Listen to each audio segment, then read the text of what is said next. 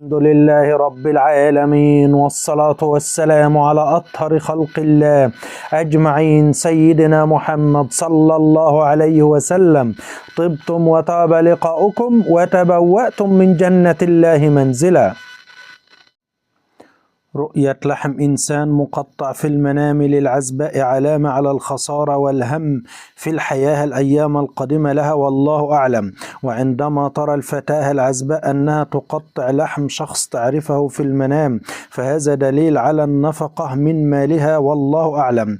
رؤية أكل لحم الإنسان الميت للعزباء تدل على كلام سيء لها في الحياة، والله أعلم. رؤية شخص يأكل لحم إنسان ميت في المنام للعزباء علامة أن هذه الفتاة تعاشر أهل البدع في الواقع، والله أعلم. رؤية الهروب من آكل لحم البشر للعزباء تدل على الأمن ممن تريد به سوء، والله أعلم.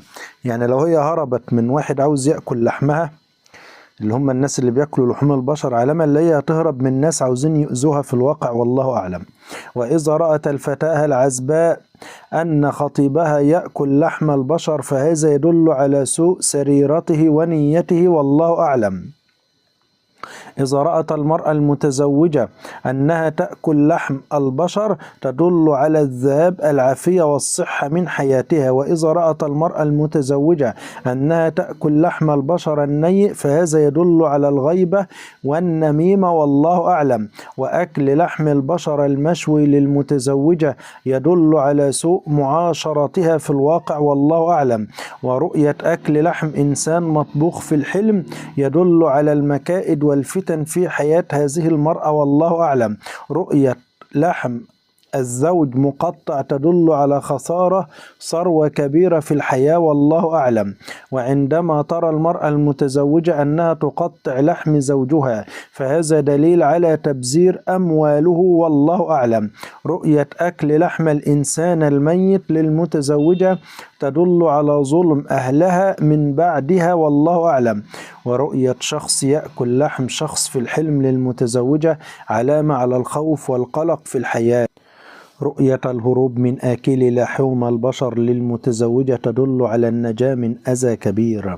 إذا رأت المرأة المتزوجة أن زوجها يأكل لحم ابنها في المنام، فهذا يدل على ظلم الزوج لأبنائه في الحياة، والله أعلم. رؤية لحم البشر في المنام للحامل تدل على الضرر والأذى. وإذا رأت المرأة الحامل أنها تأكل لحم البشر، فهذا يدل على سوء أعمالها، والله أعلم. رؤية لحم البشر المشوي للحامل يدل على سوء رعايتها للجنين. رؤية طبخ لحم إنسان في الحلم للحامل تدل على العمل الفاسد في الحياة.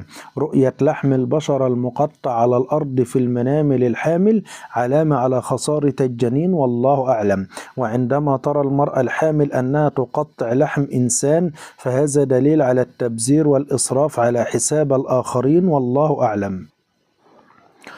يقول النبي صلى الله عليه وسلم: لا تقولوا ما شاء الله وشاء فلان، ولكن قولوا ما شاء الله ثم شاء فلان. الحديث صحيح عند الإمام أبو داود.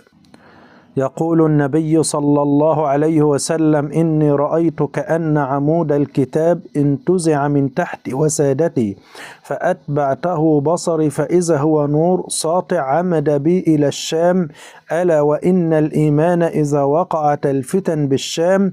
الحديث صحيح عند الترغيب وعند الإمام أحمد. سبحان الله وبحمده، سبحان الله وبحمده.